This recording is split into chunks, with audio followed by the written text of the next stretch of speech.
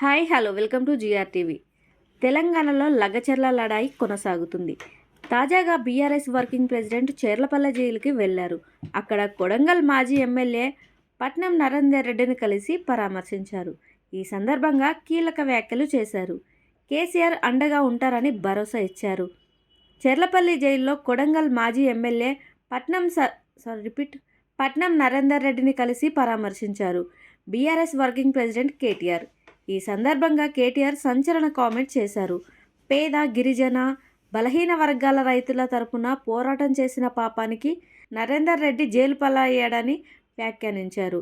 రేవంత్ రెడ్డి కక్షపూరిత వైఖరి కారణంగా చేయని తప్పుకు జైల్లో నరేందర్ రెడ్డి శిక్ష అనుభవిస్తున్నారని ఆవేదన వ్యక్తం చేశారు.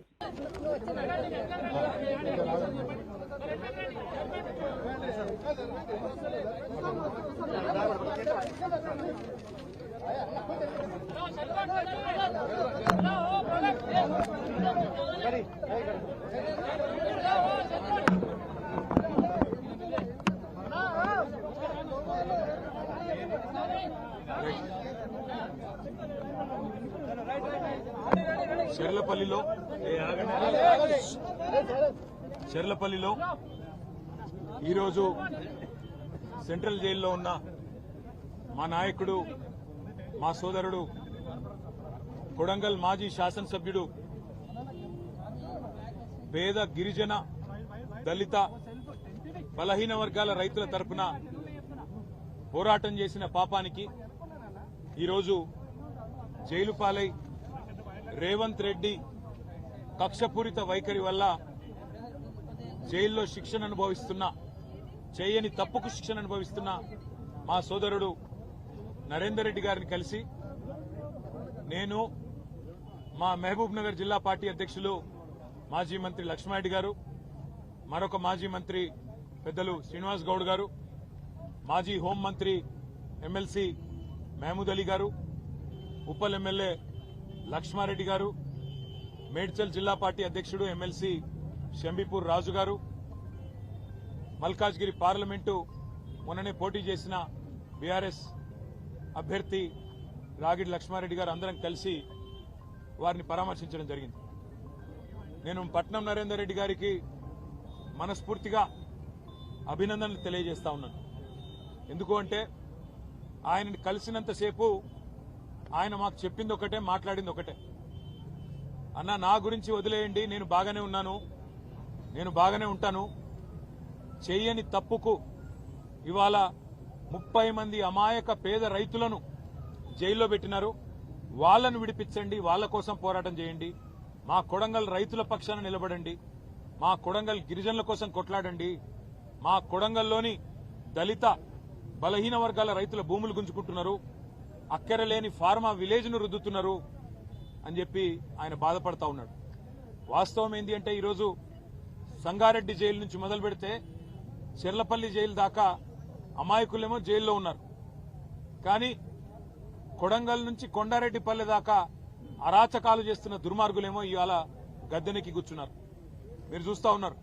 కొడంగల్లోనేమో పేద రైతుల భూములు గుంజుకునే ప్రయత్నం ఒకవైపు, ఇష్టం వచ్చినట్టు భూములు ఇవ్వమంటే అర్ధరాత్రి ఇండ్ల మీద పడి ఆడవాళ్లు, చిన్నపిల్లలను చూడకుండా అరాచకాలు చేస్తున్నది కాంగ్రెస్ ప్రభుత్వం రేవంత్ రెడ్డి నాయకత్వంలో. మరొకటి నిన్ననే చూసినాం. కొండారెడ్డిపల్లి రేవంత్ రెడ్డి సొంత ఊరు. ఒక మాజీ సర్పంచ్ పెద్ద ఆయన సాయిరెడ్డి, 85 ఏళ్లు, ఇదే రేవంత్ రెడ్డి కోసం మన ఎలక్షన్లో కూడా తిరిగిండు, ఓట్లేయించిండు. అట్లాంటి పెద్ద ఆయన మీద కూడా ఇవాళ పగబట్టి ఆయన ఇంటికి అడ్డంగా గోడగట్టి తొవ్వ లేకుండా చేస్తే ఆ క్షోభ, ఆ అవమానం సొంత ఊరిలో సర్పంచ్ గా పనిచేసిన ఊరిలో ఇంతటి అవమానం అని చెప్పి ఆ క్షోభతో నిన్న ఆత్మహత్య చేసుకున్న పరిస్థితి. ఇవాళకి కూడా కల్వకుర్తిలో ఆయన భౌతిక కాయం ఇంకా అట్లే ఉంది. నియంతల పాలనలో, దుర్మార్గుల పాలనలోనే ఇట్లాంటి ఆంక్షలు చూస్తాం. ఇండ్ల కడ్డంగా గోడలు కట్టే పరిస్థితి ఎక్కడన్నా ఇదివరకు ఉండేనా? మేం లేదా ప్రభుత్వంలో 10 ఏళ్లు ఎన్నడన్నా ఇట్లాంటి వార్తలు విన్నారా? సొంత ఊరైతే, సొంత కాన్స్టిట్యున్సీ అయితే నీ సామ్రాజ్యమా? నువ్వేమైనా రారాజువా? నువ్వేమైనా చక్రవర్తివా? లేక 1000 ఏళ్లు బతకనికి వచ్చినవా? సొంత ఊరైతే, సొంత నియోజకవర్గం అయితే నేను ఆడింది ఆట, పాడింది పాట అంటే నువ్వు నియంత కాదు, నువ్వు చక్రవర్తివి కాదు రేవంత్ రెడ్డి. నీలాంటి వాళ్ళు చాలా మంది కొట్టుకపోయినారు, నువ్వు కూడా కొట్టుకపోతావు. ఒకటి మాత్రం పక్కా, ఇవాళ కొడంగల్ నుంచి కొండారెడ్డిపల్లె దాకా కాంగ్రెస్ ప్రభుత్వం చేస్తున్న అరాచకాలు, శిశుపాలుడి తప్పులు ఎట్లయితే ప్రజలు ఆనాడు లెక్కబెట్టినారో ఇప్పుడు రేవంత్ రెడ్డి పాపాలు కూడా అట్లే లెక్కబెడతా ఉన్నారు.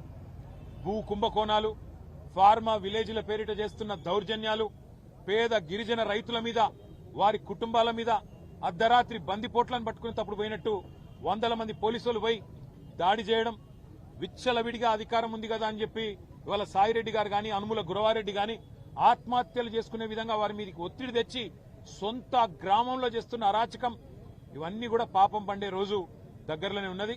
నీకంటే పెద్ద పెద్ద నియంతలు కూడా కొట్టుకపోయినారు. కానీ నిజంగా కూడా ఇవాళ పట్నం నరేందర్ రెడ్డిని కలిసిన తర్వాత చాలా గొప్పగా అనిపించింది మా అందరికీ. లక్ష్మారెడ్డి గారు, నేను, శ్రీనివాస్ గౌడ్ గారు, మహమూద్ అలీ గారు, లక్ష్మారెడ్డి గారు మేమందరం మాట్లాడుకుంటూ వస్తా ఉన్నాం. అదే నరేందర్ ఎంత ధైర్యంగా ఉన్నాడు, నా కోసం కాదన్నా మా రైతుల కోసం కొట్లాడాడని చెప్పినాడు. మా మహబూబాబాద్ లో మీరేదో సంఘీభావంగా ధర్నా పెట్టినారంటే బాగా చేయండి అని చెప్పి విజ్ఞప్తి చేసినాడు. రాష్ట్రంలోని గిరిజనులందరికీ తెలిసేటట్టు మా గిరిజనుల పంచాయతీ, మా పేదవాళ్ల పంచాయతీ, రాష్ట్రంలో ఏ ఒక్కరికి అన్యాయం జరగకుండా చూడండి అని చెప్పి మాకు ధైర్యాన్ని ఇచ్చి, మాకు ఉత్సాహాన్ని ఇచ్చి, నాకేం కాదు మీరు ధైర్యంగా ఉండండి అని చెప్పి మాకు కొత్త ధైర్యం చెప్పినాడు. వారితో పాటు ఇవాళ 30 మంది పైచిలకు పేద రైతులు ఎవరైతే చెయ్యని తప్పుకు కేవలం మా భూమి ప్రభుత్వం దౌర్జన్యంగా గుంజుకుంటే ఊకోము ఇయ్యము అన్న ఒకే ఒక్క మాటకి ఇవాళ జైళ్లలో మగ్గుతున్న ఆ కుటుంబాలకు మేము ఒకటే చెప్తా ఉన్నాం, మీరు భయపడాల్సిన అవసరం లేదు. మీ వెనుక కేసీఆర్ ఉన్నాడు. తప్పకుండా న్యాయం ధర్మం గెలుస్తుంది. న్యాయస్థానంలో కొట్లాడదాం. మిమ్మల్ని రేవంత్ రెడ్డి 4 రోజులు జైల్లో పెడతాడేమో కానీ తప్పకుండా భవిష్యత్తులో మళ్లీ రేవంత్ రెడ్డికి రాజకీయ భవిష్యత్తు లేకుండా చేసే గుణపాఠం చెప్పవలసిన బాధ్యత మన మీద ఉన్నదనే మాట కూడా రాష్ట్రంలోని పేద గిరిజన బలహీన వర్గాల రైతాంగానికి విజ్ఞప్తి చేస్తూ మీ అందరికి కూడా, పాత్రికేయ మిత్రులకు కూడా ధన్యవాదాలు. ఈ పేదల పోరాటాన్ని ప్రజలకు తెలియజేసే విధంగా చెబుతున్నందుకు, చూపెడుతున్నందుకు మీడియాకు కూడా మా అందరి తరఫున కూడా ధన్యవాదాలు తెలియజేస్తాం. థాంక్యూ.